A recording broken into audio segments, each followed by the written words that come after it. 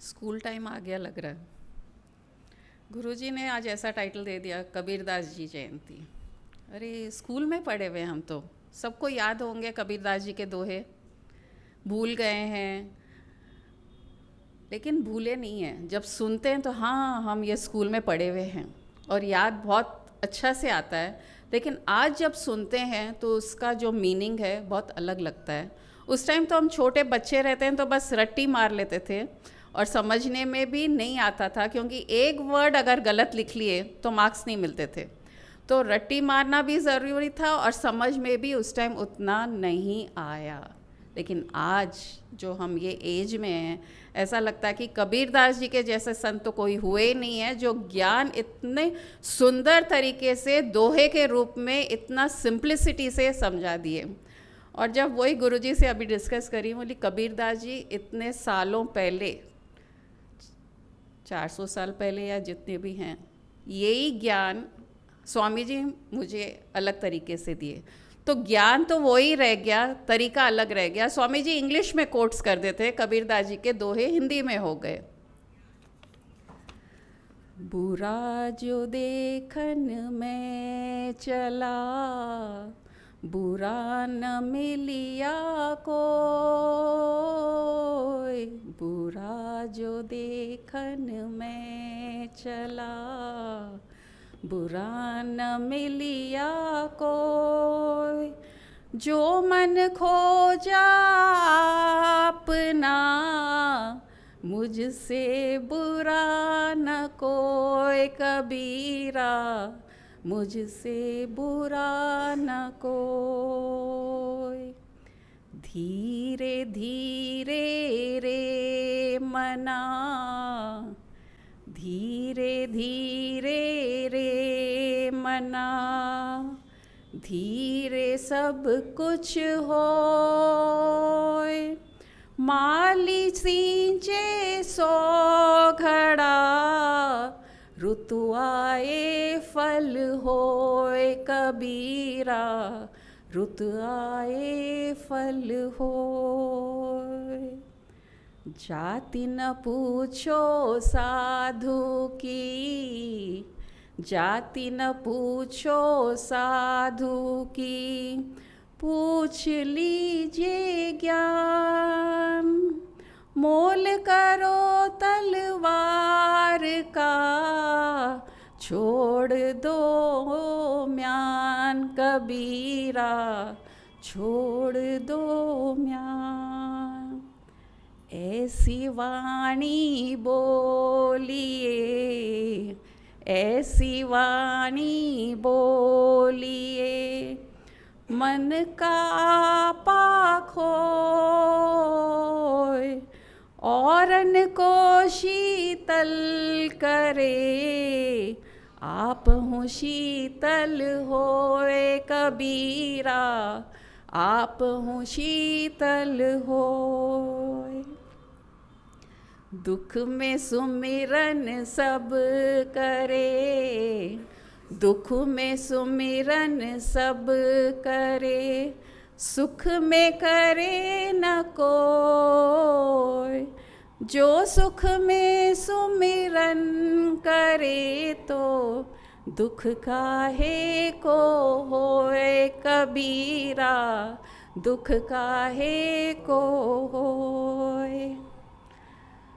पोथी पढ़ पढ़ जग मुहा, पोथी पढ़ पढ़ जग मुहा, पंडित भया न कोय।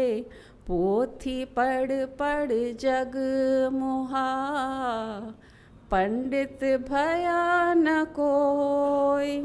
2.5 अक्षर प्रेम पढ़ के, वो ही पंडित होए कबीरा। 2.5 अक्षर प्रेम के पढ़ के, वो ही पंडित होए।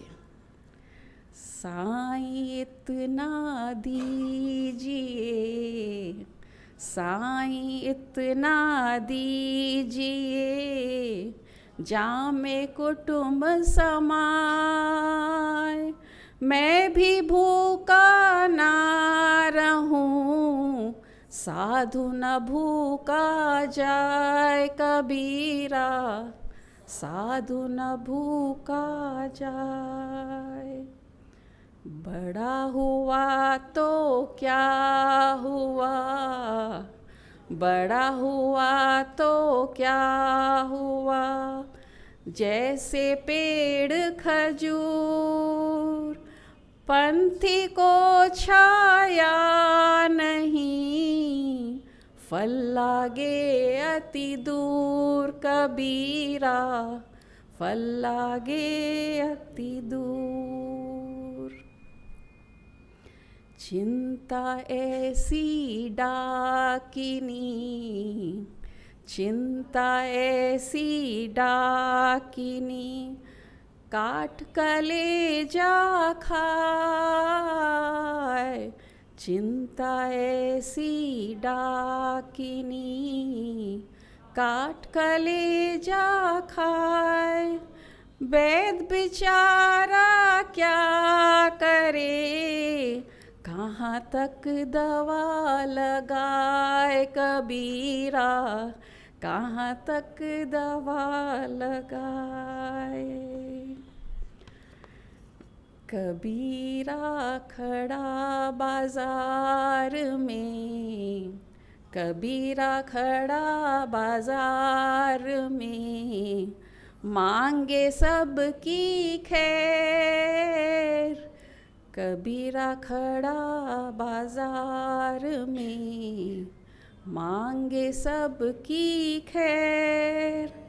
ना कहूँ से दोस्ती, ना कहूँ से बैर कबीरा, ना कहूँ से बैर। कैसे लगे दोहे? मस्त है ना।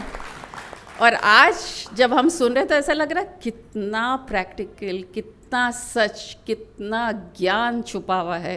तो ऐसा लगता है कबीरदास जी क्योंकि ना हिंदू थे ना मुस्लिम थे, मनुष्य थे, तो मनुष्यों को कैसा रहना है इस दुनिया में वो व्यवहार पे इतना इम्पोर्टेंस दिए कि इससे तुम उसको पा सकते हो। न मंत्र दिए न कुछ दिए, लेकिन ये व्यवहार के जो दोहे उन्होंने समझाए, ये तो थोड़े से हैं और बहुत सारे हैं।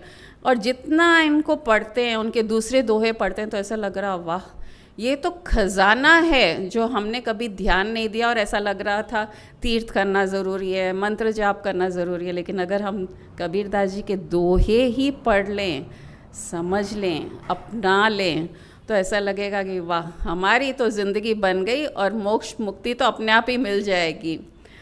तो बुरा जो देखन मैं चला, बुरा न मिलिया कोई, जो मन खोजा आप न, मुझसे बुरा न होए। ऐसा कैसे कह सकते हैं कबीरदास जी? ऐसा कहना भी तो गलत है ना। मेरे को जो नज़र आ रहा है कि ये गलत कर रहा है, वो गलत कर रहा है, तो ये तो गलत है ना। तो कबीरदास जी कहते हैं अरे ठहर जा, रुक जा, वो जो कर रहा है, वो जो करना चाह रहा है, उसके तरीके से सही है। तुम्हारी दृष्टि से तुमको लगता है कि ये गलत कर रहा है, ये सही नहीं है, तो अगर तुम्हारी दृष्टि तुम्हारे मन पे डालो तो लगेगा कि मुझसे बुरा कोई नहीं है ये दुनिया में, क्योंकि अब तक हमने खुद के ऊपर उंगली नहीं उठाई, दूसरों पे उंगली उठाई कि तू ये क्यों कर रहा है, ये गलत है, ऐसा है, ऐसा ऐसा। कबीरदास जी बोलते हैं उंगली खुद पे डाल लो, खुद के ऊपर के मन पे डाल दो। अरे तुमने ऐसा सोचा तो सामने का रिएक्शन ऐसा फील हो रहा है, एक्चुअल में वो रिएक्शन उनका उस तरीके से नहीं है।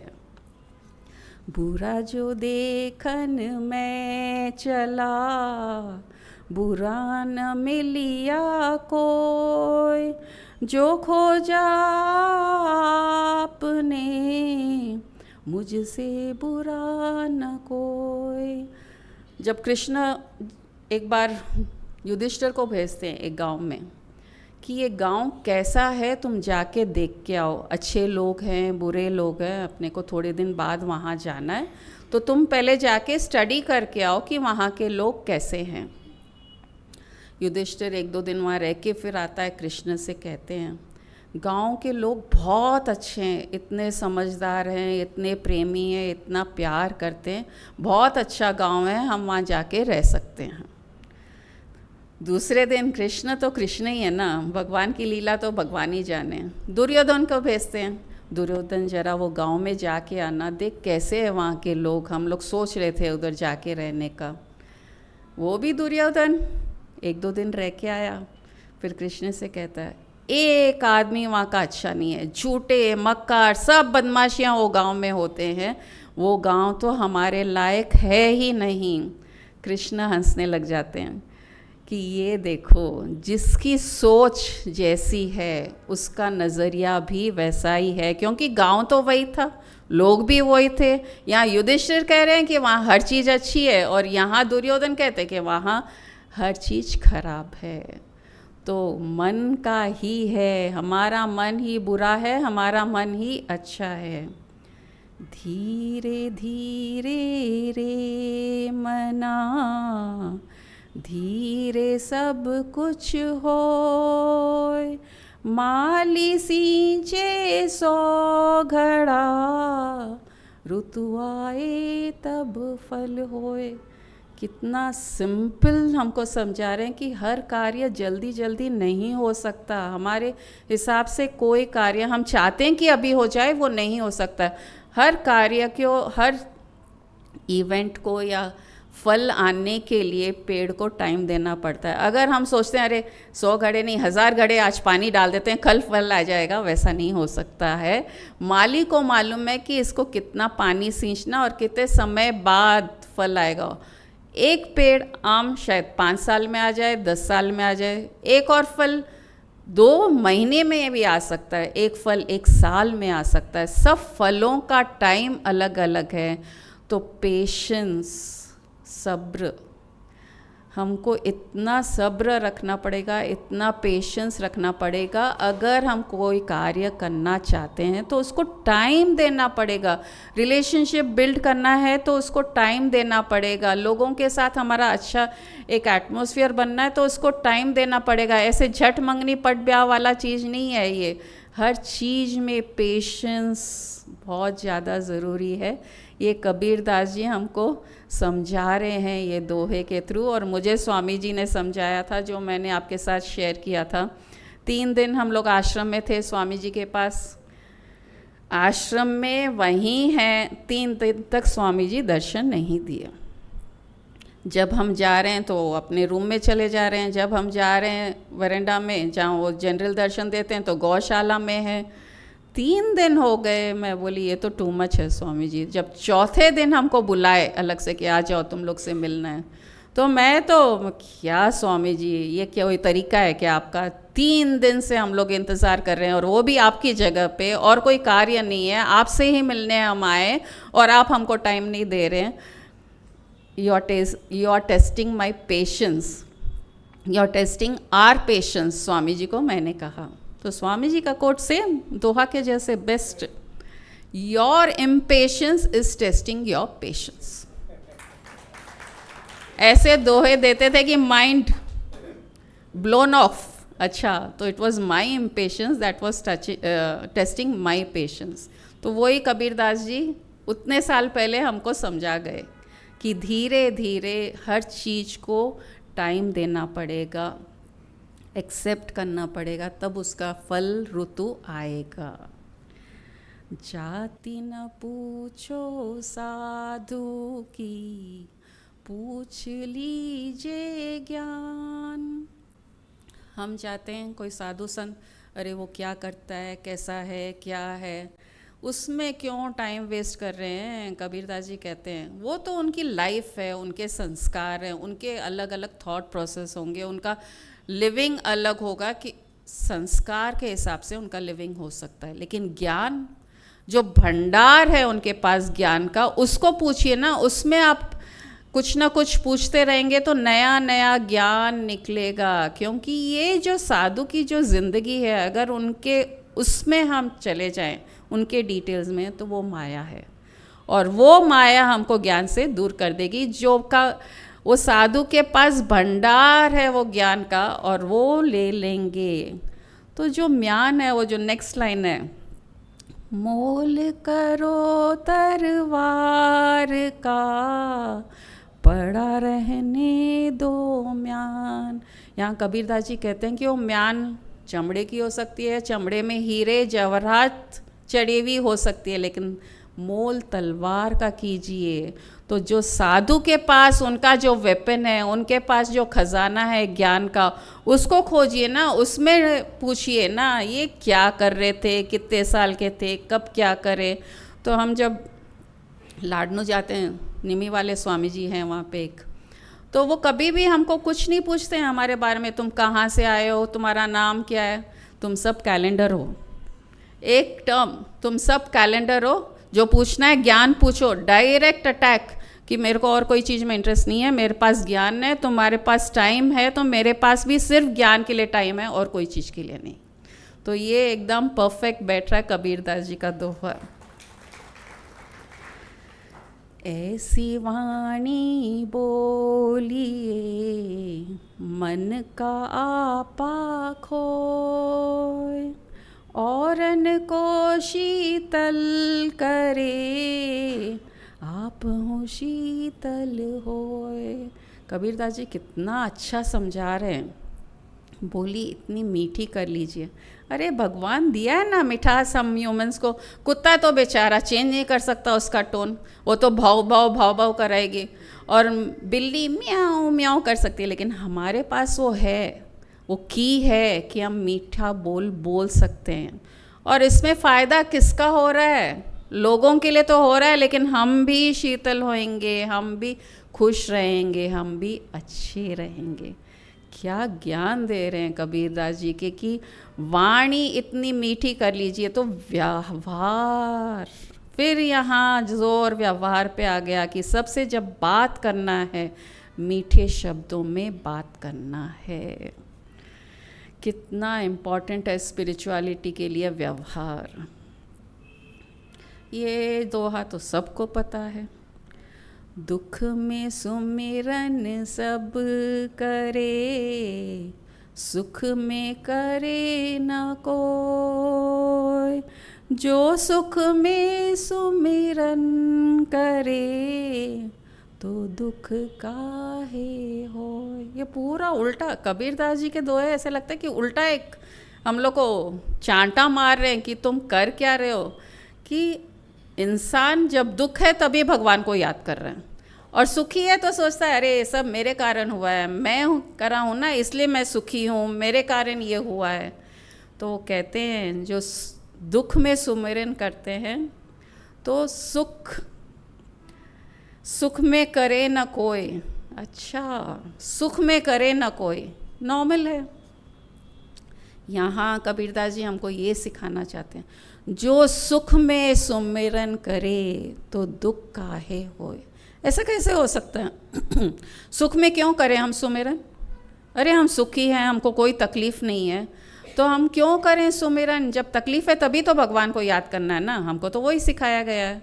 तो यहाँ ये समझ में आया कि जब सब चीज़ कंजीनियल है, जो गुरुजी बार बार बोलते हैं कि जब हमारे लाइफ में हर चीज़ कंजीनियल है तब स्पिरिचुअलिटी प्रैक्टिस कर लो, तब व्यवहार प्रैक्टिस कर लो कि जब एडवर्सिटी आए। ये है ना एक वो रनवे तैयार कर रहे हैं एडवर्सिटी के लिए। जब सुख में हम सुमिरन करेंगे तो एडवर्सिटी जब आएगी, हमारा रनवे इतना अच्छा बना हुआ है ना कि छू के हमको चली जाएगी, हमको मालूम ही नहीं पड़ेगा, दुख के क्षण हमको मालूम नहीं पड़ेंगे। तो सुख में सुमिरन करें तो दुख काहे होए। तो अभी यहाँ आज दो बैठे हैं, कारवा जी और मालपानी जी। थोड़े दिन पहले ही दोनों के स्टेंट लगे हैं। तो दोनों का एक्सपीरियंस ये था कि जब हम गए एक्चुअली एंजियोग्राफी के लिए, फिर जब स्टेंट का होना था, माइंड इतना पीसफुल था। दोनों यही शेयर कर रहे थे कि अगर हम पहले वाले कारवा होते या अगर हम पहले वाला मैं मालपानी होता, विनोद मालपानी, तो इतना एंग्जाइटी, इतना स्ट्रेस ले लेता और खुद का तो तकलीफ़ करता ही, दूसरों को भी तकलीफ़ देता। लेकिन क्योंकि इनका रनवे सुख में भी स्पिरिचुअलिटी में आ रहे थे, तो इनको इतना अच्छा फील हो रहा है कि अरे वाह, इतना इजी हो गया, इतनी शांति से हो गया और इसमें कुछ अड़चन भी नहीं आई। मेरा भी है, हरी भी बैठा हो सामने।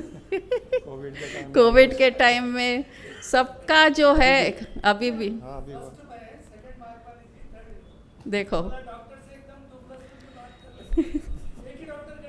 तीनों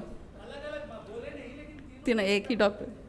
तो देखो कि अगर हम सुख में सुमिरन कर लें तो दुख काहे का हो, ये तो प्रूफ हो गया प्रैक्टिकल। साईं इतना दीजिए जामे कुटुम्ब सहाय, मैं भी भूखा ना रहूं साधु न भूखा जाए। ये जब पढ़ रही हूँ तो ऐसा लगता है कि वो चाहते हैं कि मैं भी भूखा नहीं रहूं और साधु भी भूखा न जाए। तो ये जो वो यूनिवर्सल प्रेयर हम सीटीसी प्रेयर्स कर रहे हैं वो ऐसा ही हो गया कि लोका समस्ता सुखिनो भवन्तु, कि लोक वाले पूरे लोक वाले अगर खुश होंगे तो मैं भी खुश हो जाऊंगा। तो अगर मैं भूखा रहूं और दूसरों को भी भूखा रखूं तो उसमें खुशी नहीं है। तो इतना दीजिए साईं, भगवान से कहते हैं कि मैं भी भूखा नहीं रहूं और दूसरों को भी भूखा न जाने दूं। यहाँ वो खुद से दूसरों के लिए भी प्रार्थना कर रहे हैं कि कोई भूखा न जाए। कितना प्रैक्टिकल है कि हमको सिर्फ हमारे बारे में नहीं सोचना है। सब जो हमारे पास आ रहे हैं, हम जो तकलीफ़ में हैं, उनके सब के दुख दूर हो जाए। तो स्वामी जी का भी यही कॉन्सेप्ट इतना परफेक्ट बैठ रहा है। कबीरदास जी के दोहे और स्वामी जी के जो कॉन्सेप्ट्स हैं कि अगर तुमको प्रेयर करना है, अपनी बेटी की शादी करानी है, सिर्फ तुम्हारी बेटी की शादी का पूजा मत करो। दुनिया में जितनी लड़कियों की शादी नहीं हो रही है जैसे मेरी बेटी की, उन सब की शादी हो जाए। Same prayer. यहाँ भूखा मैं नहीं रहूँ, दूसरे भी नहीं रहे। यहाँ शादी जिसकी नहीं हो रही है, बाकी सबकी भी शादी हो जाए। कितना ज्ञान, कि ज्ञान वो ही है, वो उस टाइम में एक अलग तरीके से समझा दिया गया और हमको स्वामी जी ने वो ही ज्ञान अलग तरीके से, लेकिन दोहे के रूप में ही स्वामी जी ने हमको इंग्लिश में समझाया। बड़ा हुआ तो क्या हुआ, जैसे पेड़ खजूर, पंथी को छाया नहीं, फल लागे अति दूर। कबीरदास जी यहाँ वो पेड़ के ऊपर नहीं बोल रहे हैं, हमको कह रहे हैं कि अरे तुम अगर बड़े हो जाओ, पैसे वाले हो जाओ, तो खुद को इतना एरोगेंट मत कर लो, इतना ईगो में मत बढ़ जाओ कि हर चीज़ दूर लगे, हर इंसान को लगे अरे ये क्या हो गया, खजूर का पेड़ हो गया, ना छाया दे पा रहा है ना फल दे पा रहा है। इंसान से कह रहे हैं कबीरदास जी, अरे ईगो मत रख, एरोगेंस मत रख। वो बड़े हुए तो तुम्हारे कारण थोड़ी हुआ, उसकी इच्छा थी, तुम बड़े हो गए तो अरे फल दे दे, छाया दे दे। खजूर के पेड़ की तरह मत हो, क्योंकि वो तुमको प्रॉब्लम देगा, क्योंकि छाया ही नहीं दे पाओगे, तुम कोई को हेल्प ही नहीं कर पाओगे। वही जब पेड़ छाया देता है ना, कोई भी छोटे पेड़ के पास भी जब हम जाके बैठते हैं या लेटते हैं तो पेड़ को भी खुशी मिलती है कि देखो मैं इसको छाया दे रहा हूँ, कितने सुकून से मेरे पास बैठा है। वो एक ममत्व जागता है पेड़ में कि मैं इसको छाया दे पा रहा हूँ। और वही अगर भूखे हैं और वो पेड़ से फल तोड़ के हम खा रहे हैं, नीचे है, इजी है तोड़ के खाना। बहुत जने जाम तो तोड़ के खाते हैं, मैं देखी हूँ, तोड़े हाथ से पूंछे और उसी टाइम खाने लगे। तो पेड़ का जो ममत्व है कि देखो मैं इसका पेट भर पा रहा हूँ। तो अगर खजूर के पेड़ हो जाओगे तो कैसे पहुँच पाएंगे, कैसे छाया दे पाएंगे। हाँ, एक तरीका है, हमारे पास एक तरीका है, वो वैसा ही है, हम धीरे धीरे चढ़ के उसके लेवल पे पहुँच जाएं, उसको इतना खुश कर दें धीरे धीरे उसकी बातों में हाँ हाँ करते हुए कि जब ऊपर पहुँचेंगे उसके पास तो उसकी छाया हमको मिलेगी, उसके फल जो मीठे हैं, खजूर बहुत मीठा होता है, वो भी हमको मिलेगा। तो ऑप्शन हमारे पास है कि अगर कोई एरोगेंट है, ईगो वाला है और वो नहीं झुक रहा है हमारे हिसाब से, हम झुक जाओ ना, हम धीरे धीरे उनके हिसाब से चलने लग जाओ, वो जो चाहते हैं वो कर लो, तो तो अपने आप उसकी छाया और उसका फल का मिठास हमको मिलता रहेगा।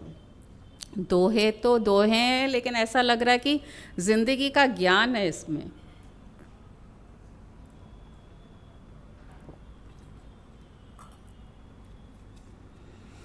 ये तो बहुत सिंपल है समझना। चिंता ऐसी डाकिनी, काट कलेजा खाए। आप लोग चिंता ज़्यादा करे थे क्या, इसलिए काटा कलेजा? लेकिन एक लेसन ये भी हुआ ना कि इन लोग ने पहले ही रनवे रेडी कर लिया, सुख में भी सुमिरन कर लिया। अब जो बाकी हैं, चिंता को टाटा बाय बाय कर दो, क्योंकि चिंता ऐसी डाकनी हमारी ज़िंदगी को राख कर देती है, हमारी नहीं दूसरों की भी। क्योंकि अगर हम चिंता कर रहे हैं तो वही हम ट्रांसफ़र कर रहे हैं लोगों में। तो जो एटमॉस्फेयर एक खुशी का होना चाहिए, शांति का होना चाहिए, हर टाइम चिंता, अरे एंग्जाइटी, ये नहीं हुआ, वो नहीं हुआ, ऐसा नहीं हुआ, वैसा नहीं हुआ, तो वो न वो खुश है ना बाकी के लोग खुश है। और वो बेचारा वैद्य क्या करेगा, कितना दवाई देगा, वो तो अपना कोशिश करता रहे, लेकिन हम नहीं छोड़ रहे हैं ना चिंता। तो वैसे वैद्य अपना काम कर रहा है, हम चिंता करते रहते हैं तो कभी मिल नहीं पाते हैं। तो हम अगर चिंता छोड़ दें तो वैद्य की भी ज़रूरत नहीं पड़ेगी, क्योंकि हम शांत हो जाएंगे, खुश हो जाएंगे और लोगों के हिसाब से चलने लगेंगे। कबीरदास जी ने ये सब तो बहुत अच्छा से कह दिया कि कबीरा खड़ा बाजार में मांगे सबकी खैर। ये भी वही हो गया प्रेयर कि मुझे कोई से दुश्मनी नहीं है तो दोस्ती भी नहीं है, लेकिन मैं सबकी खैर चाहता हूँ। हम यहाँ पे अटक जाते हैं, अरे वो अच्छा नहीं है ना, उसकी खैर नहीं चाहना है, उसका तो बुरा हो तो बहुत अच्छा है, अरे ये बहुत अच्छी है तो इसको बहुत अच्छा हो तो बहुत अच्छा है। लेकिन कबीरदास जी ये समझाना चाह रहे हैं, कोई बुरा नहीं, कोई भला नहीं। और मैं बीच बाज़ार में तो हज़ारों लोग आ रहे होंगे, जा रहे होंगे, जो उनको पहचानते हैं, नहीं पहचानते हैं, और मैं सबकी खैर मांग रहा हूँ। इसका ये मतलब हुआ कि सबके लिए दुआ कीजिए, सबके लिए प्रार्थना कीजिए कि जो हम अभी CTC प्रेस कर रहे हैं कि सब सुखी हो, खुश हो, उस आत्मज्ञान में स्थित हो। और कबीरदास जी का एक दोहा जो बहुत ज़्यादा छुआ है मुझे, गुरु गोविंद दोनों खड़े, काके लागू पाए, बलिहारी गुरु आपनो, गोविंदियो बताए कबीरा, गोविंदियो बताए। यहाँ कबीरदास जी हमको एक ही ज्ञान दे रहे हैं, गुरु के बिना कुछ नहीं। अगर गुरु आया हमारे लाइफ में तो हम भगवान से मिल सकते हैं। वो कितनी सुंदर तरीके से हमको समझा रहे हैं कि अगर गुरु और भगवान तुम्हारे सामने आ जाए और तुम पूछो कि मुझे पहले किसको प्रणाम करना चाहिए, गुरु को या भगवान को, कितने स्पष्ट शब्दों में कह दिया, अरे मूर्ख, तुमको भगवान से किसने मिलाया, किसने बताया? ये सब जो ज्ञान मिला है, जो कबीरदास जी ये दोहों में कहा है, किसने दिया? एक गुरु ने ही तो दिया अपने शिष्य को। तो अरे गुरु महान हो गया ना जो गोविंद से मिलाया है। तो ऐसा लगा कि वाह, स्वामी जी की खेल की लीला या कबीरदास जी की लीला की ज्ञान जो है वो हमेशा वो ही रहा है, लेकिन तरीका समझ उतना ही स्पेशल सिंपल है। उस टाइम हिंदी में दोहे होते थे, संस्कृत में होते थे, अभी स्वामी जी के तो इंग्लिश में है छोटे छोटे दोहे, और गुरु जी के तो कपलेट्स हैं। अब तक शायद आप लोग ज़्यादा ध्यान नहीं दिए, इतने कपलेट्स लिखे हुए हैं, पूरे दोहे ही हैं, इंग्लिश में हैं। तो ऐसा लगा कि स्वामी जी जो थोड़े बहुत कपलेट्स दिए थे वो बाकी के फिर गुरु जी के थ्रू रिवील हुए हैं, और पूरी एक बुक बनी हुई है वो कपलेट्स, डिश इल्यूजन्स, कि जो तुम इल्यूजन में हो ना वो हटा दो, क्योंकि हर चीज़ वो ही है, वो ही आत्मा है, वो ही परमात्मा है, और जब तक गुरु है तब तक हम हैं। गुरु नहीं रहा तो भगवान भी नहीं रहेंगे हमारे लिए।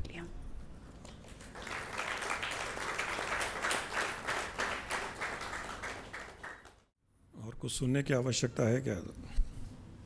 यहाँ से स्टार्ट करेंगे अब गुरुजी, ये तो व्यवहार तक है। कबीर का अर्थ है महात्मा। कबीर का अर्थ है महात्मा। मेरे ख्याल से जैसे जिस प्रकार के संत, जिस प्रकार के महात्मा कबीरदास जी हुए हैं, ऐसे बहुत कम दिखने को मिलते हैं।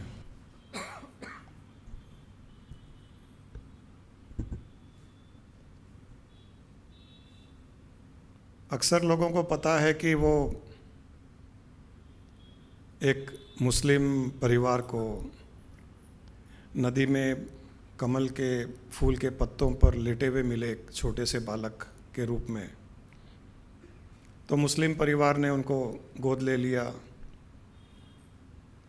किसी को नहीं पता कि ये वो मुस्लिम थे या हिंदू थे, क्योंकि वो नदी में मिले थे, वो एक पत्ते पर तैरते हुए। तो किसी को ये नहीं पता था कि मुस्लिम है या हिंदू है। और इवन दो वो एक मुस्लिम परिवार में बड़े हुए, लेकिन उन्होंने कभी भी किसी एक धर्म के दायरे में नहीं रहे। वो किसी एक धर्म को मानते भी नहीं थे। वो ये एक बहुत बड़ी बात है कि इंसान जब एक दायरा बनाता है, छोटा सा एक छोटा सा अपना दायरा बना लेता है, तो वो कंडीशनड हो जाता है। और उस दायरे में जो लोग हैं उस कंडीशंस के हिसाब से चल रहे हैं, तब तक तो ठीक है। लेकिन उस दायरे के बाहर दूसरे जो लोग होते हैं, उनसे जब उसका व्यवहार होता है, सरोकार होता है, कोई काम पड़ता है, तो फ्रिक्शन होता है। फ्रिक्शन कभी भी दायरा के कारण होता है, एक बाउंड्री के कारण फ्रिक्शन होता है। आज एक स्टेट की बाउंड्री है, कंट्री की बाउंड्री है, तो दूसरे कंट्री की बाउंड्री है, तो बाउंड्री टू बाउंड्री फ्रिक्शन है। अगर सारी बाउंड्रीज हट जाए तो फ्रिक्शन भी खत्म हो जाएगा। कबीरदास जी कभी भी किसी बाउंड्री में नहीं रहे। अपने आप को कभी उन्होंने एक बाउंड नहीं किया। वो हिंदू धर्म के भी पूरे जानकार, इस्लाम धर्म के जानकार, ईसाई धर्म के जानकार, हर धर्म को उन्होंने पढ़ा, सुना, निचोड़ा, उसका रस पिया और समझ में आ गया कि कोई अंतर नहीं है। क्योंकि जो भी गुरु माँ ने जो दोहे बताए, कोई भी एक दोहा ले लीजिए, कोई भी एक दोहा, वो हिंदू के लिए भी लागू पड़ेगा, मुसलमान के लिए भी लागू पड़ेगा, क्रिश्चियन के लिए भी लागू पड़ेगा। वो बड़ा हुआ तो क्या हुआ, जैसे पेड़ खजूर, चिंता ऐसी डाकिनी, काट कलेजा खाए, कोई भी एक ले लीजिए। जहां इंसान है वहां पर वो दोहा एप्लीकेबल है। मुस्लिम को भी, क्रिश्चियन को भी या हिंदू को भी ये लागू पड़ेगा कि चिंता मत कर। मुसलमान को भी लागू पड़ेगा, हिंदू को भी लागू पड़ेगा, क्रिश्चियन को भी लागू पड़ेगा कि खजूर के पेड़ के जैसे बड़ा मत हो, अहंकारी मत हो, उसको भी लागू पड़ रहा है।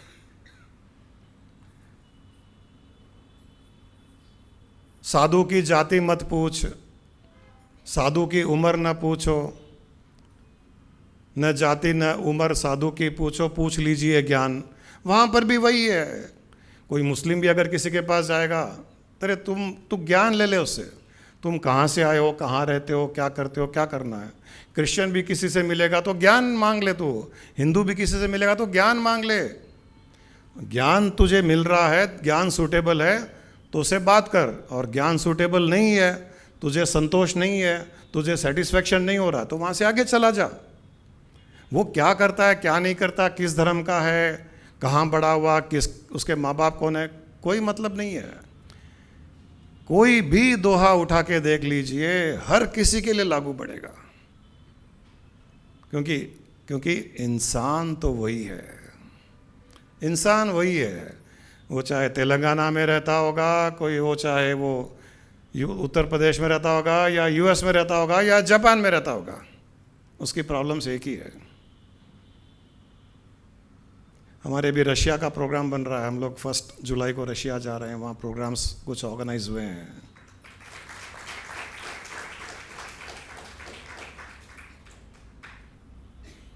नहीं, हम फॉरेन गए हुए हैं, ऐसा कोई बड़ी बात नहीं। ताली बजाने जैसी कुछ नहीं है। तो ऐसे ही हम उनसे बात कर रहे थे, वहाँ 2 दिन का प्रोग्राम भी है और कई लोगों से मिलने का भी प्रोग्राम है। तो जब हम समझने की कोशिश कर रहे थे, सारे के सारे इश्यूज जो यहाँ है, सारी प्रॉब्लम्स जो यहाँ है, जो रिलेशनशिप के इश्यूज हैं, फैमिली के हैं, बिजनेस के हैं, स्ट्रेस का है, फियर है, हर चीज़ वही की वही है। हम सोचे कि शायद रशिया तो अलग होगा। ह्यूमन माइंड वही है, ह्यूमन माइंड वही है। वो गरीब हो, फकीर हो, राजा हो, अमेरिका का हो या इंडिया का हो या जापान का हो, चाइना का हो, कहीं का भी हो, human mind is human mind. क्योंकि हम ही तो घूम रहे हैं, हम ही तो थे कभी चाइना में, हम ही कभी रशिया में थे, हम ही कभी इंडिया में हो गए, हम ही कभी यूएस में थे। सोल तो वही घूम रहा है, अलग अलग अलग अलग तो वही सोल है, शरीर उसके अलग अलग, कहीं गोरा बन गया तो कहीं काला है, तो कहीं और कुछ है, तो कहीं कुछ है। Human mind is the same. तो कबीरदास जी एक ऐसे संत हुए जो अपना दायरा कभी भी संकीर्णता में नहीं रखे, इसीलिए वो हर पल जीवन के आनंद को जिए। जो दायरा रखता है अपने जीवन का, जो एक छोटा सा बाउंड्री में रहता है, वो हर पल दुखी होता है। उसका दायरा दुखी करता है, उसकी बाउंड्री दुखी करती है उसे। दायरा हटा दो, बाउंड्रीज तोड़ दो और एक्सपेंशन में चले जाओ। सुख ही सुख है, सुख ही सुख है। न किसी में बुराई दिखेगी, न किसी में गलती दिखेगी, न कोई स्ट्रेस होगा, न कोई दुखदायी परिस्थिति, न कोई सुखदायी परिस्थिति। कुछ है तो ठीक, कुछ नहीं है तो ठीक, सब कर्मों का खेल है। दायरा पूरा हटा दिया, कोई दुख नहीं, दायरा हटाते ही कोई दुख नहीं। तो इसका अर्थ ये हुआ, हम जो बाउंड्री करते हैं हमारी, हम जो नैरोड एक दायरा बनाते हैं, वो हम हमारे सुख का दायरा बनाते हैं। छोटा सा दायरा बनाया, बस सुख को हमने कॉन्ट्रैक्ट कर दिया, हैप्पीनेस को कॉन्ट्रैक्ट किया। दायरा बढ़ाओ, हैप्पीनेस ओमनी प्रेजेंट हो जाएगा, सर्वव्यापक हो जाएगा। ये कबीरदास जी थे। उनकी जीवनी आपको पता है कहाँ से शुरू हुई, कहाँ अंत हुई। फूल से शुरू हुई और फूल से अंत हुई। इनके जीवन में कुछ आता है ऐसा कि फूल से शुरू हुई और फूल से खत्म हुई और जीवन भर फूल के जैसे जिए।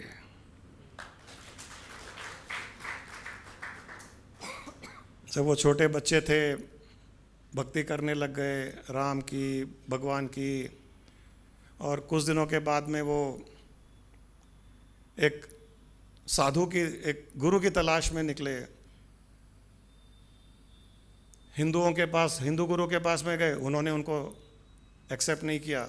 उन दिनों की बात है, लोग हिंदू मुस्लिम आदि आदि रिलीजन धर्म में बहुत दायरे बनाए हुए थे। तो हिंदुओं ने क्या कि नहीं, तू तो मुसलमान का बेटा है, हम नहीं करेंगे। मुस्लिम के पास में गया, बोले तू कुछ इस्लाम के रिचुअल्स फॉलो ही नहीं करता है, हम भी तुझे शिष्य नहीं बनाएंगे। किसी ने गुरु नहीं बनाया। तो एक दिन काशी किनारे वो सीढ़ियों पर लेटे हुए थे, एक रामानंद स्वामी वहाँ से गुजर रहे थे। वो बड़े भक्त थे उन दिनों में भगवान के। तो जाते जाते उनका पांव टकरा गया कबीर पर। जैसे ही पांव टकराया, इनके मुंह से राम निकला और कबीर के मुंह से भी राम निकला। कबीरदास जी उठे, देखे कोई साधु जैसे हैं, तो उनको प्रणाम किए। उन्होंने कहा कि मुझे शिष्य बनाइए। तो उनके जब मुंह से राम निकला कबीरदास जी के, तो रामानंद स्वामी ने कहा कि चलो तू शिष्य बन जा मेरा। तब उन्होंने उनको अपना शिष्य बनाया। जब रामदास जी जा रहे थे कबीर के साथ।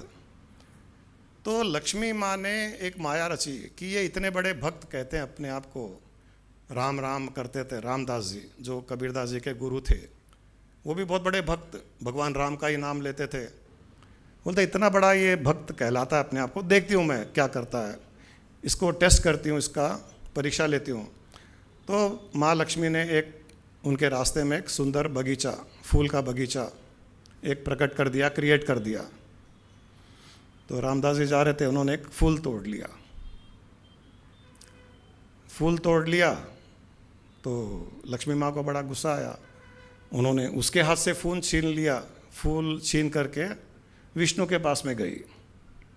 विष्णु जी से कहा कि क्या भक्त है आपका, मैंने एक बगीचा क्रिएट किया, ये भक्त नहीं है, ये चोर है। बिना पूछे, बिना माली को पूछे, बिना किसी को पूछे, बिना किसी की आज्ञा लिए, परमिशन लिए इसने फूल तोड़ लिया, ये चोर है, ये भक्त नहीं है। और उन्होंने, लक्ष्मी माँ ने विष्णु को फूल दिया कि ये फूल देखिए, ये रामदास आपका भक्त, उसने ये फूल बगीचे से तोड़ा बिना पूछे। ये फूल उस चोर के हाथ से मैं लेकर के आई हूँ आपको प्रमाण देने के लिए कि वो चोर है, भक्त नहीं है।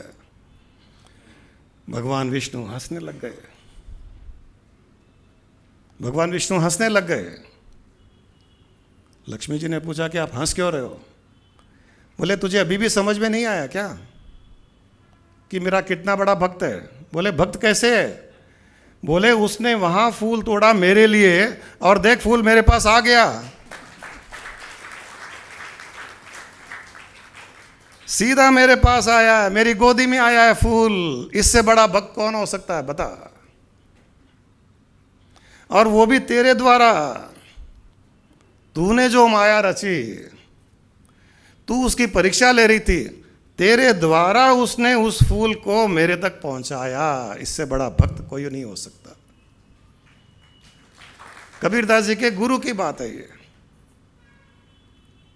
ये कबीरदास जी के गुरु की बात है।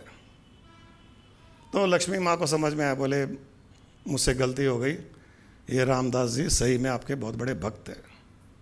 तब भगवान विष्णु ने कहा कि वो इतना बड़ा भक्त है कि उसे कोई शिष्य चाहिए इस भक्ति को सारे संसार में फैलाने के लिए।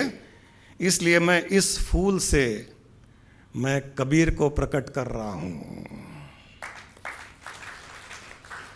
उस फूल से कबीरदास जी का जन्म हुआ। यात्रा फूल से शुरू हुई कबीरदास जी की। भगवान ने फूल से कबीरदास जी को प्रकट किया, जो नदी में उसको मुसलमान परिवार को मिले वो। और जीवन भर उनका जीवन फूल के जैसे रहा। इतने टेंडर, इतने कोमल, कोई ईगो नहीं। कोई उनको छू ले तो फूल की सुगंध लेकर के जाए, कोई छुए भी नहीं, उनके पास बैठे। आप कुछ देर फूल के पास बैठिए, जैसे फूल के पास जाएंगे सुगंध आएगी। कुछ देर बैठिए वहां पर, और जब वहां से जाओगे तो जो आपसे मिलेगा वो बोलेगा तुम्हारे शरीर से फूल की खुशबू आ रही है। फूल से दूर चले गए लेकिन फूल की खुशबू लेकर के गए। कबीरदास जी का जीवन ऐसा था कि जो उनके पास में गया वो कबीरदास जी की सुगंध लेके गया। और जब कबीरदास जी की मृत्यु हुई, जब उनको चद्दर उड़ा दिया गया, तो मुस्लिम भी आ गए, हिंदू भी आ गए। उन्होंने कहा कि कबीरदास जी हमारे, हिंदुओं ने कहा हमारे, मुस्लिम ने कहा हमारे। तब नारद जी आए वहाँ पर।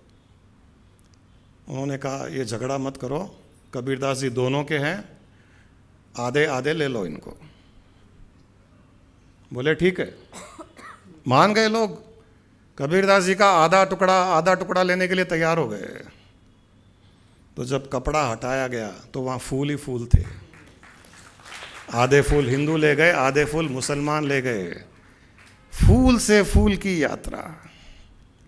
कबीरदास जी कोई साधारण मनुष्य नहीं थे। फूल से प्रकट हुए और अंत में फूल ही बन गए। और जीवन भर जीवन भर फूल के जैसा जीवन जिए। जीवन जीना है तो ये जीवन जीना है, फूल बन करके जियो।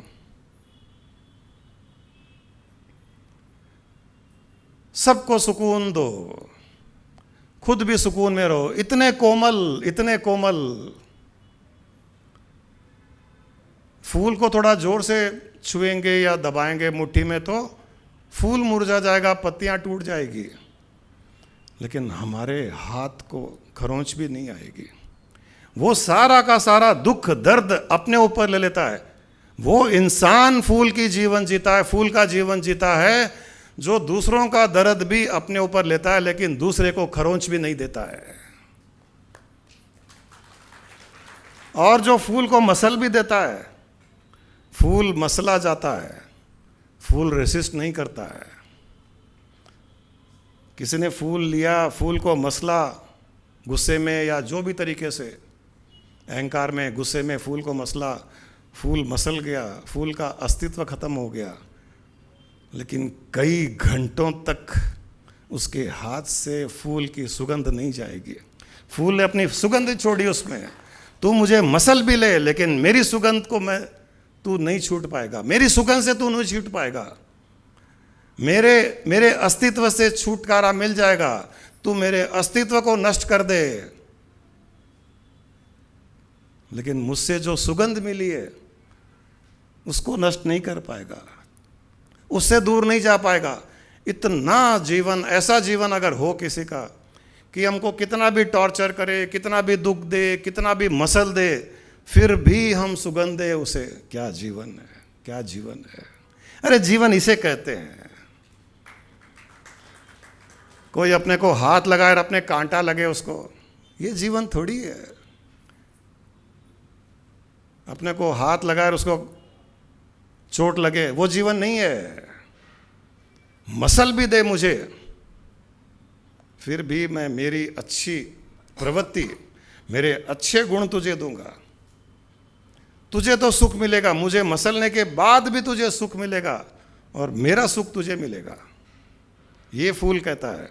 तो कबीरदास जी ने यही सिखाया कि जीवन जीना है तो फूल के जैसे जीवन जियो।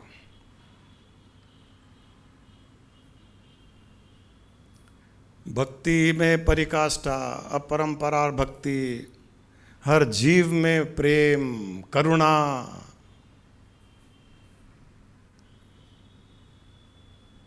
हर किसी के लिए मन में एक प्रार्थना, संसार में कोई बुरा नहीं, और हाईएस्ट उस ज्ञान में स्थित,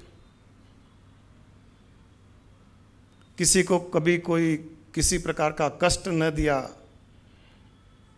उनकी पत्नी भी वैसी, कबीरदास जी की पत्नी भी कबीरदास जी के आगे, दोनों पति पत्नी, दोनों का जीवन, अगर इनके जीवन को सुना जाए, समझा जाए, तो हमको लगेगा कि हम जीवन जी नहीं रहे हैं। एक बार कबीरदास जी के घर कोई साधु संत आ गए। अब उनके पास न खाने के लिए पैसा, न खाना बनाने के लिए पैसा, लेकिन मनवार, सम्मान, मान सम्मान, रेस्पेक्ट बहुत। उन्होंने पत्नी को कहा कि खाना बनाओ। पत्नी किचन में गई तो कुछ भी नहीं, वहाँ किचन में एक दाना भी नहीं। क्या करे, पीछे के दरवाजे से गई, दुकान बंद, सब एक दुकान खुला था। उसने कहा कि मुझे थोड़ा सा अनाज चाहिए। वो थोड़ा चरित्र का बुरा था इंसान। उसने कहा कि मेरे साथ में सोना पड़ेगा तुमको, तो मैं अनाज दूंगा। अब ये धर्म संकट में पत्नी, अनाज लेकर के न जाऊं तो मेरे पति धर्म भ्रष्ट हो जाएंगे, क्योंकि साधुओं को उन्होंने कहा कि भोजन करके जाना है। और यहाँ मैं इसके साथ सो जाऊं तो मैं धर्म भ्रष्ट हो जाऊं, फिर मैं साधुओं को खाना भी नहीं खिला पाऊंगी। तो उसने कहा कि आप मुझे अनाज दे दीजिए, मैं घर जा कर के साधुओं को खाना खिला करके फिर आ जाऊंगी आपके पास में। उसने कहा ठीक है। अनाज लेके आ गई, खाना बनाई, साधु लोग खाना खा लिए, चले गए। कबीरदास जी को भनक पड़ गई कुछ ठीक नहीं है, तो उसने पूछा कि क्या बात है। पत्नी भी पतिव्रता, झूठ नहीं बोलती है। उसने कहा ऐसी ऐसी बात है, मैंने उसको कह के आया कि मैं आऊँगी, तो इसीलिए उसने मुझे अनाज आदि दिया है, उससे साधुओं का भोजन हो गया, अब मुझे उसके पास जाना पड़ेगा। बोले मैं चलता हूँ, अकेली नहीं, मैं चलता हूँ साथ में। कबीरदास जी साथ में गए उसके, और उस व्यापारी को उसके पास जाकर के कबीरदास जी ने कहा कि मेरी पत्नी ने जो वादा किया, रात का समय हो गया इसलिए मैं छोड़ने आया, आप इसको घर के अंदर ले जाइए। उसने कभी सपने में नहीं सोचा कि एक पति इस प्रकार पत्नी का साथ दे सकता है, पत्नी के संकल्प को वो झुटला न हो जाए, यहां तक कर सकता है। केवल साधु संतों को भोजन कराने के लिए पत्नी इतना एक सैक्रिफाइस कर सकती है, अपने आप को न्यौछावर कर सकती है। उसने दोनों को साष्टांग किया, बोले आज से आप हमारे गुरु। सारा का सारा चरित्र ठीक हो गया, उसमें बदलाव आ गया। ये एक फूल को मसल दो तो फूल अपनी सुगंध छोड़ेगा वहां पर। ऐसे लोगों के चरित्र में भी बदलाव आया। किस कारण? इनकी इनकी इनकी एक धर्म, एक प्रेम भावना, एक करुणा भावना, एक निष्ठा की भावना, पति पत्नी के प्रेम की भावना। उसने कभी सोचा नहीं कि ऐसे भी कोई पति पत्नी हो सकते हैं क्या? क्या वो सीन रहा होगा, क्या वो समय रहा होगा जब ऐसी चीजें होने लगी? तो अमेजिंग, हम सोच भी नहीं सकते हैं कितना आपस में प्रेम रहा होगा, एक दूसरे के लिए प्रेम, हर किसी के लिए प्रेम। जो हमसे बुरा चाहता है, हमारा बुरा करना चाहता है, उससे भी प्रेम, इतना प्रेम। और कोई चेहरे पर कोई शिकन ये भी नहीं जता रहे कि तुम गलत कर रहे हो, वो भी नहीं। ये मेरी पत्नी है, आप इसको ले जाओ, आपको जो करना है करो।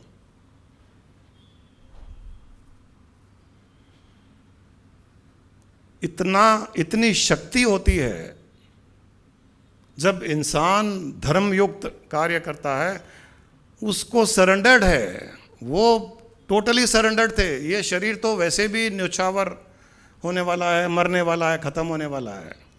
उनके मन में तो हर प्रति ईश्वर की भावना, ईश्वर का प्रेम, दोनों ईश्वर के भक्त। शरीर से कोई लेना देना नहीं है। तुमको शरीर चाहिए ना, ये ले लो शरीर, हमारे लिए शरीर कुछ नहीं है। तुम्हारे लिए शरीर बहुत कुछ है, रख लो इस शरीर को। इस प्रकार की शुद्ध भावना में कितनी शक्ति है।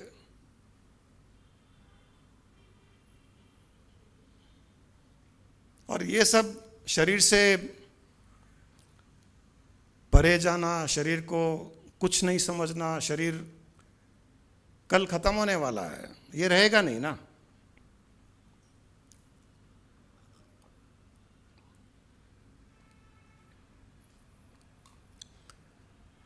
उनको हर पल ये था कि ये तो रहेगा नहीं, तो ये जाने से पहले ही उससे अलग हो गए। ये शरीर के जाने से पहले ही अलग हो गए। और वो अलग कब हुए? जब एक बार वो कहीं जा रहे थे, तो वहां पर एक बगीचे में उन्होंने, फूल का बगीचा था, तो माली आ रहा था, जो फूल खिले हुए थे उनको तोड़ रहा था, या जो नीचे गिरे हुए थे उनको उठा रहा था। और कुछ पौधों में, कुछ प्लांट्स में कलियां भी थी।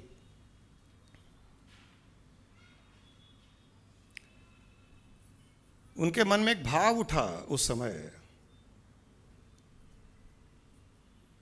उन्होंने माली को फूल तोड़ते हुए देखा और फूलों के पास में कलियां भी थी। तो उनको एक भाव उठा, उनको ऐसे लगा कि ये कलियां कुछ कुछ कह रही है, ये कलियां ज्ञान दे रही है कबीरदास को।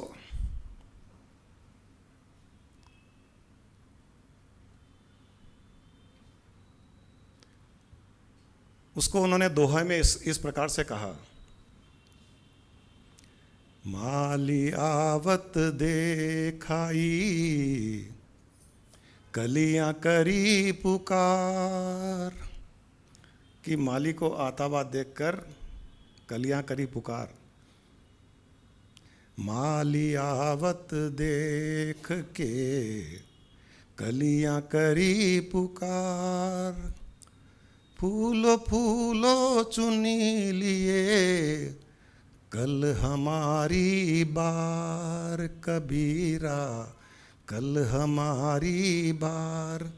कलियां कह रही है, कलियां कह रही है कि जैसे माली को देखे कलियां पुकार रही है। माली आवत देख के कलियां करी पुकार, कि फूल फूल को ये चुन करके तोड़ रहे हैं। आज ये माली फूल फूल को चुन के तोड़ रहे हैं, कल हम जब फूल बन जाएंगे तो कल हमारी बारी होगी, हमको तोड़ा जाएगा।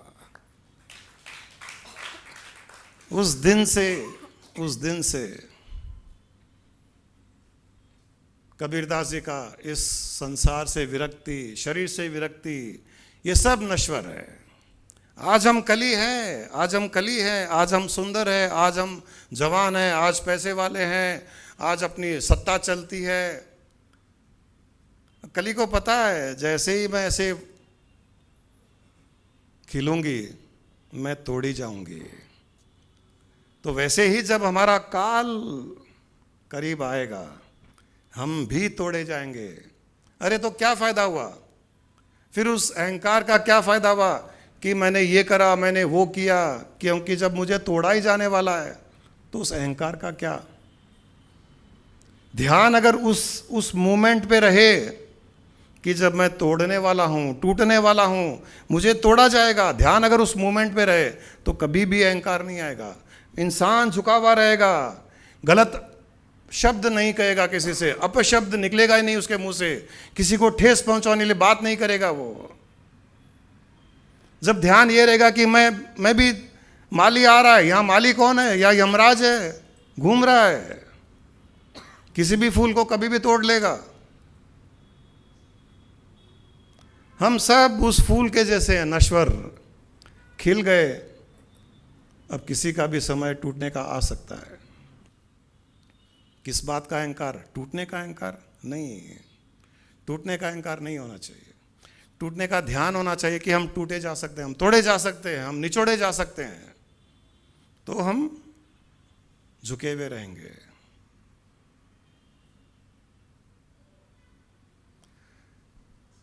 इस शरीर भाव से भिन्न होकर के, इस शरीर से अलग होकर के, अपने मैं को छोड़ करके, मैं और मेरा को छोड़ करके जीवन जीना ही जीवन जीना है। जीवन सार्थक तभी होगा जब इस फूल रूपी शरीर को छोड़ करके हम इससे अलग, अपने अस्तित्व को, इससे अलग अस्तित्व है इस फूल रूपी शरीर के साथ में जो सुगंध रूपी चेतना है वो हम है। फूल रहे या न रहे उसकी सुगंध रहेगी। हम वो सुगंध है, हम वो चेतन रूपी सुगंध है, उसको याद रखते हुए जीवन जीना है। बाकी सब धरा का धरा रह जाएगा। और जितना मान सम्मान की परवाह करेंगे, जितनी ईर्ष्या करेंगे, जितना लोगों पे अपशब्द कहेंगे, जितना कुछ गलत सही का विश्लेषण, जजमेंट करेंगे, फिर हम जब जाएंगे तो फूल की सुगंध छोड़ के नहीं जाएंगे, कांटों की चोट छोड़ के जाएंगे। कांटे को भी तकलीफ और जिसको चोट दिया उसको भी तकलीफ, वो जिंदगी भर कोसता रहेगा। और उसके कोसने के कारण हम कई जन्म ऐसी ऐसी योनियों में जाएंगे जहां पर हमको कांटे ही कांटे लगेंगे। कांटों के पेड़ पर कीड़े मकोड़े, कुत्ते, जानवर जो कांटों की झाड़ियों में जाते हैं, कांटे चुभते हैं उनको, उन्होंने पिछले जन्म में या उसके पिछले जन्म में मनुष्य योनि में कई लोगों को कांटे चुभाए हैं, उनको कांटे चुभ रहे हैं। कांटे चुभाना बंद करना पड़ेगा। अगर आगे अच्छा जीवन जीना है, सुगंध रूपी जीवन जीना है, सुगंध को छोड़ के जाना है कि लोग याद करें, वाह क्या फूल था। तब हम अगले जन्म में क्या, हजारों जन्मों में हर फूल की सुगंध बन करके वापस आएंगे। फूल बन के नहीं, फूल की सुगंध बन करके। यहां मैं छोड़ना पड़ेगा, मैं मेरा छोड़ना पड़ेगा। इसीलिए कबीरदास जी ने कहा ना, क्योंकि जब तक मैं रहेगा तब तक वो नहीं रहेगा। हम कितनी भी पूजा पाठ कर लें, कितना भी ध्यान कर लें, कुछ भी कर लें, कितने भी सत्संग सुन ले, मैं रहेगा वो नहीं रहेगा। इसीलिए कबीरदास जी ने कहा है, जब तक मैं था तब हरि ना था, जब हरि है तब मैं नहीं, प्रेम गली आती सांकरी जामे दो न समाए। ये मैं और हरि साथ में नहीं चलेंगे। मैं हरि का भक्त नहीं, ये भी नहीं चलेगा। जब मैं था तब हरि नहीं था, जब हरि था तो मैं नहीं, प्रेम गली आती सांकरी जामे दो न समाए। या तो हरि रहेगा या मैं रहेगा। अब ये हम पर निर्भर करता है कि हरि को रखना है या मैं को रखना है। हरि को रखोगे, हरि बन करके जियोगे, मरने के बाद भी हरि बन जाओगे। मैं बन के जियोगे तो अगले जन्म में फिर मैं आएगा। फिर किस रूप में मैं आएगा किसी को पता नहीं है। ये जन्म जन्मांतर का चक्रव्यूह चलता रहेगा। इसलिए जितनी जल्दी हो सके इस फूल को तोड़े जाने से पहले ही इस प्रेम की गली में हरि को ही लेने दो, हरि को ही बैठने दो, हरि को ही चलने दो, मैं को नहीं।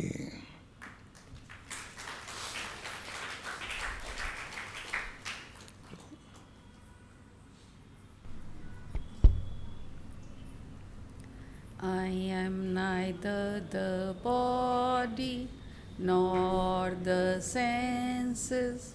I am not the mind nor the wisdom. Pure consciousness I am. I am the formless Chidananda Rupo. Shivoham, Shivoham. Chidananda Rupo. Shivoham, Shivoham. I am not in bondage nor seeking liberation. I am not in tension nor in the stress. Pure consciousness I am. I am the formless Chidananda Rupo. Shivoham, Shivoham. Chidananda Rupo. Shivoham, Shivoham. I am the creator. I am the creation. My creation is for my recreation. Pure consciousness I am. I am the formless Chidananda Rupo. Shivoham, Shivoham. Chidananda Rupo. Shivoham, Shivoham. Chidananda Rupo. Shivoham, Shivoham.